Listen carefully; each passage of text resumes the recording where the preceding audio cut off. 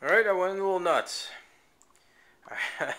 Actually, there was way too many rusted parts. I had to take apart some of the things that were kind of been stuck for a while and had to be rechecked. So, a little insight what's been going on.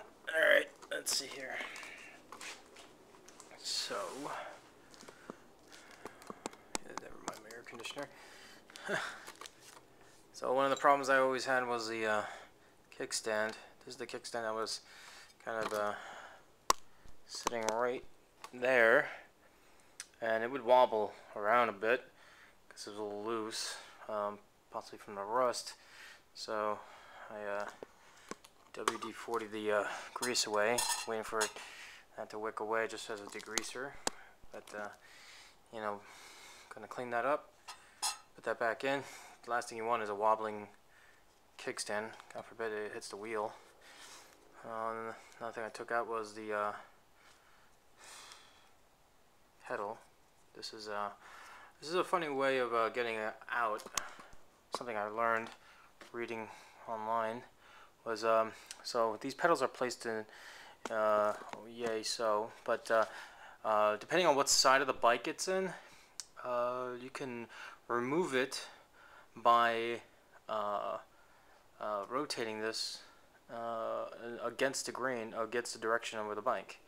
And the way to do it is that you need a 15 millimeter wrench. I have an open socket wrench here. And what you do is there's a space in between where you can, so you can see here, a little squared off and rounded. So you got, this is actually small enough to get in there and slide in. So you could imagine this was placed over here, placed a wrench like so, and the way the person I've seen people describe this is, which is actually a good way to remember it. If you want to tighten it, you put it towards the direction of the front of the bike. If you want to loosen it up, you turn it towards the rear of the bike. That goes for the other side. So if you could imagine if it's on the other side, this is for the other side. If you could imagine the other side, it's actually the same way, but in the direction where if you want to place it into the pedal, move it to the front of the bike. If you want to remove it, move it towards the back. So I'm going to clean those up a little bit. A nice little 15 millimeter wrench. That's a nice little bit of leverage. It was a little bit of a pain in the butt to get out, so the way I got it out was squirt a little WD-40 here into the pedal, let that soak in a little bit, and I was able to pop it off real quick. Another thing I wanted to do is to clean the chain, but unfortunately it's one of them old chains. It seems like I need a chain breaking tool. Usually in certain types of chains you'll see an inner link. Maybe you could squeeze them together, maybe you could move a little move it around, pop off a top cap, and you can remove the chain that way. But this one seems to be the old style where you need to have a chain breaking tool where you push the rivet through. Unfortunately, I don't have a chain breaking tool. Looks like I'll have to pick that up possibly tomorrow. And it's all gunked up and full of dirt. I have to take that out and degrease it and re-grease it if it's hopefully in decent condition. Looks like it's okay. And let's see here, the main crankshaft, you can see there, it's filthy as hell. Like tons of grime, dirt. It's been beat to all hell. The teats are all like, one's longer and shorter than the other. It's just all out of whack. It's one thing that I have to clean up and see if it's still in good condition. Another thing I have to check is the cables. Whoever designed this bike is kind of crazy with putting cables everywhere. But anyways, so this kind of stuff you have to buy at a local bike shop. You just go over there and ask for some of this stuff. I'm gonna try it out since I've never done it before, and see how good of a job I can do. So I have to have ask them for this as well. The casing for the brake. Let's see here. I'm trying to do this as many tasks as possible to clean this up.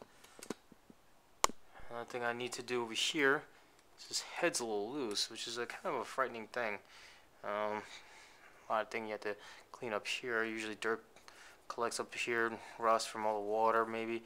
So one of the things I like to do is just open this up. But these are really tight little spots here. But usually the proper tool to open this is with a very thin cone wrench. So as you can just imagine something of this, but much thinner. Wrong size. So that's one of the things I'll have to adjust as well. So it's minor adjustments here and there. The bike looks like it's okay condition. Just need to possibly replace most of the cables. I think I'll try it out and see how I do. Kind of unfortunate that the chain, well, either that or I just can't see it. Doesn't have an open link that I could break it by hand or by pliers. I guess I'll have to get that chain breaking tool and do it the old-fashioned way. Well, thankfully I don't think I have to replace any major parts.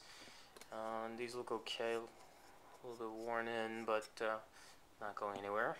I haven't checked the inside of the crank.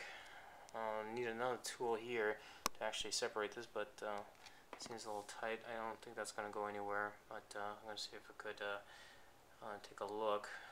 Another thing I have to check as well is the front shocks here. So far it looks okay. Hopefully it's in decent condition. I just don't want any rust, so God forbid you bounce up and down and kind of screws everything up. I guess ultimately, eventually, I'm gonna try to convert this to a road style bike. So these gigantic treads might go. I don't know. Maybe I could pick up a nice little $12 cheap little road tire and replace it with this.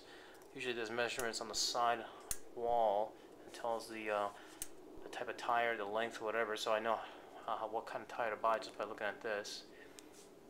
I guess that's it. Let's see if I gotta take more stuff apart, clean some more parts out before call it a night, and see where this goes.